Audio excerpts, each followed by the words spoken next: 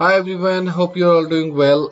So today we'll be continuing my series about Office 365 or Microsoft 365 admin interview questions.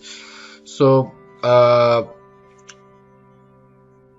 what we have in Microsoft 365 is there are multiple tools and multiple features which are part of Office 365 like Exchange, Identity, SharePoint, Teams, and much more. Okay. So we'll be concentrating on SharePoint. What I've done is I've written an article for you guys. So feel free to go through this interview questions and try to understand more about it. Okay, like what is Microsoft Office 365 SharePoint Online? What is the difference between SharePoint on-premises and online? So if you are not aware, there was a SharePoint on-premises version as well, which you could install on your Windows servers and use it. Okay, so the first version of that was STS 2001, and then a very well-known version was SPS 2013, SharePoint Server 2003. Sorry, SPS 2003. Then we had 2007, 2013, and so on. Okay, 2013, 2010, 2007. Okay. Then we have something that's called as what are SharePoint add-ins. Add-ins is a self-contained apps, okay, where you can do your own customization or look and feel things. Not just look and feel, but actually functionalities. So I don't want to go too much in detail onto these, but I would want you to go as on this particular questions. What responsibilities does a SharePoint administrator have? They have to manage storage, access permissions, backup, security, user support. Okay. Now I'm going to explain in 10 minutes upon what as in SharePoint administrator you would be mainly doing and how you would be doing that stuff. So how do we access SharePoint Admin Center? First of all, you access the office.com, you come to office.com and you click on left hand side admin. Okay. Once you're in the admin, you can click on show all at the bottom of the screen. And then you click the SharePoint option on the left hand side. Once the SharePoint option is selected, what you see is a new screen. This screen is nothing but SharePoint Admin Center. Okay. Now, once you're in this SharePoint Admin Center, most of the time you might be spending your time on this active sites section on this particular screen. What is there on this screen is we see number of sites, the SharePoint sites which are created. How do you create a SharePoint site? You might be asked to create a lot of SharePoint sites. So there are two main kind of sites. First is Team site, second is communication site. Then we also have something which is browse more site and syntax content site. These are other templates which are available like Team site, document center, which SharePoint Enterprise Wiki, publishing portal, content center. Okay. Now, something which you can earn a little points during your interview is you can talk about more templates. When you go to more templates, a new window would come up. Okay. And in this new window, you would have a lot more templates which you can use as part of your SharePoint administration. So you see developer site, project site, community site. In the enterprise, you see a lot other options. Okay, it's not loading. Yeah, it's loaded now. Enterprise, we see e-discovery, we see record center, we see enterprise search center. So I don't want to go and explaining all this, but just to earn an extra point by saying, yeah, these templates are also available. They are actually 2007 SharePoint version experience. Okay. And from here you can create it. You can just enter the details and click OK at the bottom. But we are going to create a team site.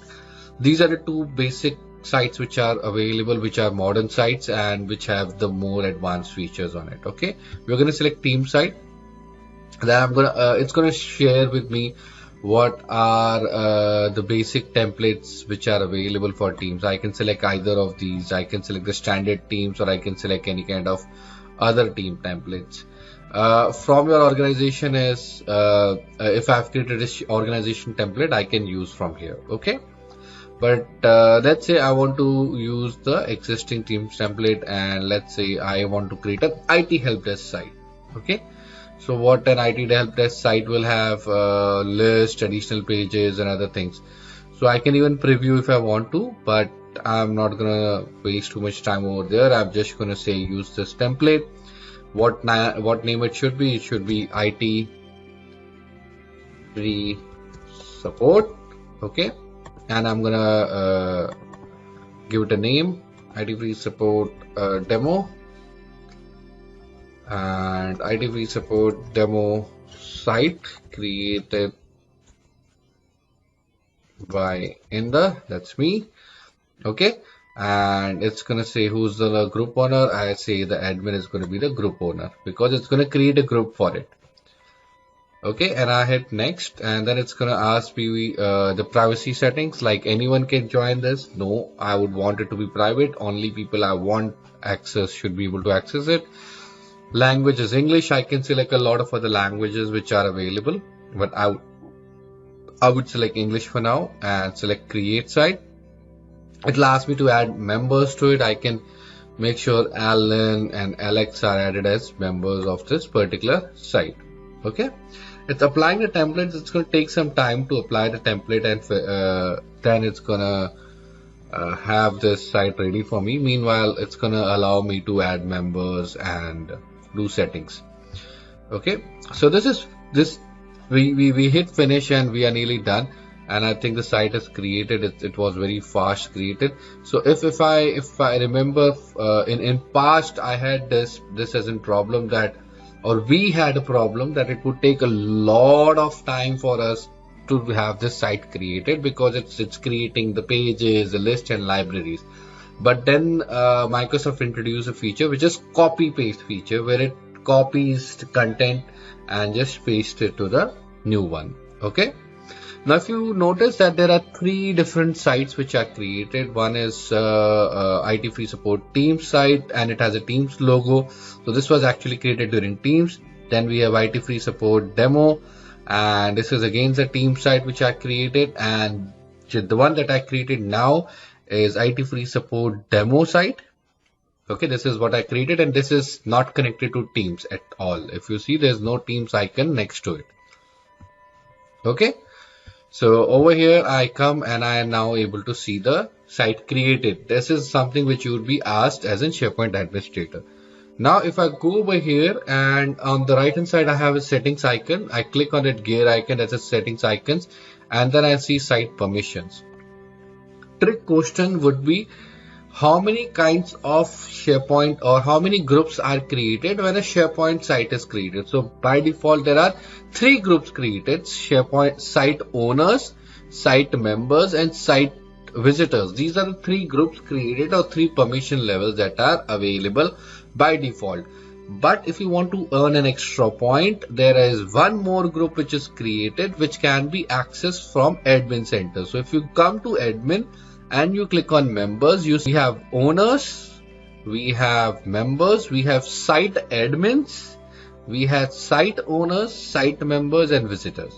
Okay, generally owners is something that you are able to see. Site admins you don't see it, like the site admins is a lot different, site owners is different, site members is separate, site visitors. So you see there are a lot other groups which are created, 1 2 3 4 5 6 group created. Whereas normally people get confused and they talk about site owners, site members and site visitors, but as you can see over here, I have more than 3 permissions which are created by default. Okay, then this is a general site where we have the basic information, we have the email address of that particular site, we have other information like what is the group, who created it. Then we have the hub site association. Hub site is nothing but it's a place where, or it's an association of multiple sites, that if you want to see the URL and I want to edit the URL, this feature was not there previously. Now this feature has come up, but yeah, it was not there for a huge amount, like for a lot of time. This feature of renaming the URL was not available. A lot of people, there was a lot of requests that came in to have this done, and we finally have that feature.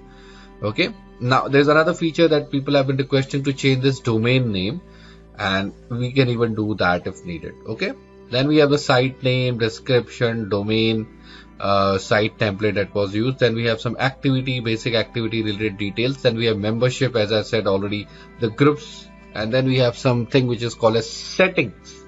Settings is where you would be spending some time. Like I've said, privacy, the privacy should be private or public. Now, who can access the files? Now, it can be new and existing guest or not. Like people who are guests should be able to access or not if shared the content with them. Or it can be only existing guests in the organization, or only people in this organization can access this site. This is one very common setting, okay, for sharing that you would be asked for. Then send email to teams, and all this is not very much asked, so I'm not gonna ask. I'm not gonna let talk more about it. Okay, so you'll spend a lot of time with this, with editing it. Okay, giving membership, talking about membership.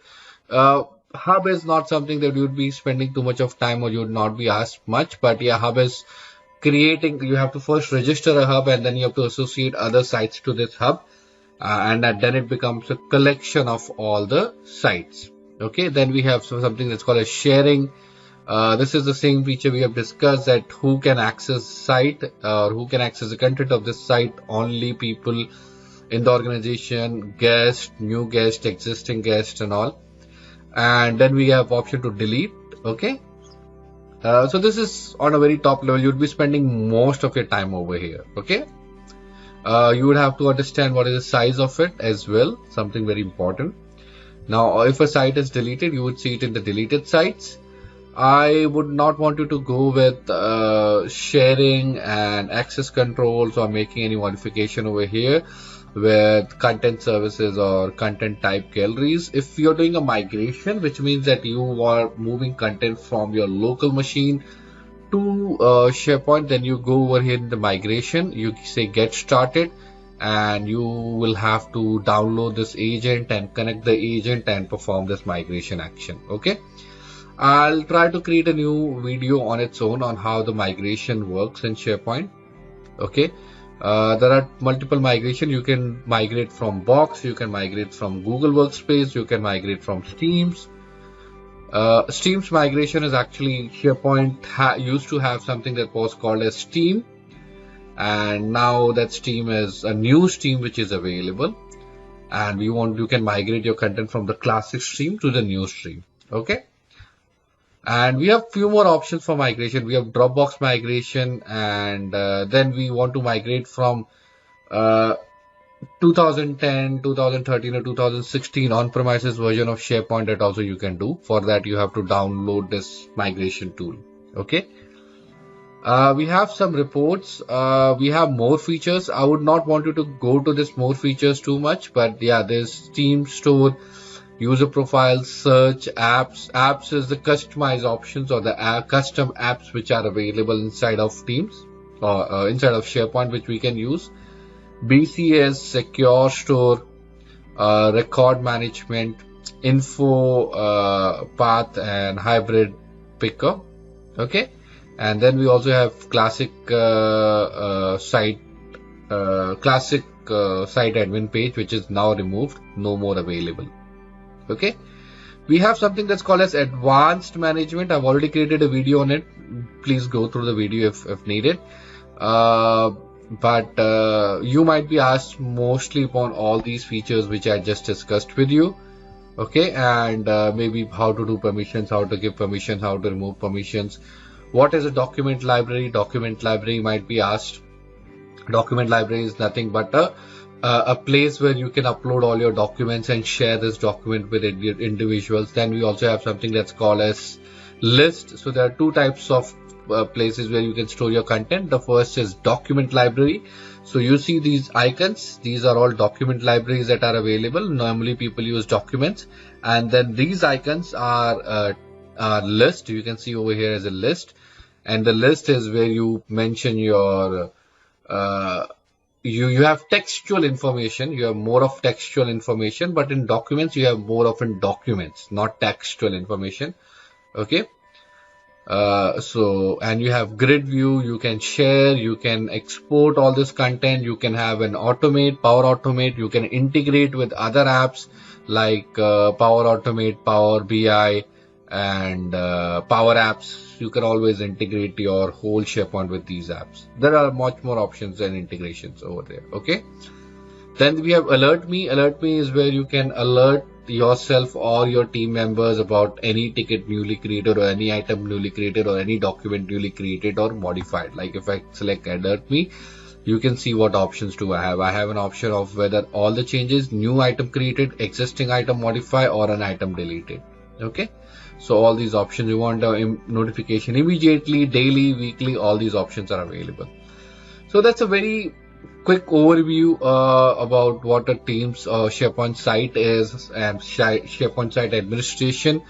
One quick thing I would like to cover is recycle bin. When an item is deleted by a user, it goes in the recycle bin. But if you are a SharePoint administrator, this information is in this recycle bin is for 30 days. After 30 days, it moves to second stage recycle bin. Second stage recycle bin, it remains there for another 30 days. And second stage recycle bin is only available to site collection administrators. Okay, not a normal user. Recycle bin is available for normal user, but second stage recycle bin is only available for your SharePoint administrators. Okay. So if you have any other queries, any concerns, this was 10 minutes upon SharePoint administration. If you have any concerns, anything that you want me to help you with, feel free to let me know. I'll be more than happy to help you with anything in future. Okay, please share and subscribe. Have a great day ahead. Bye. Take care.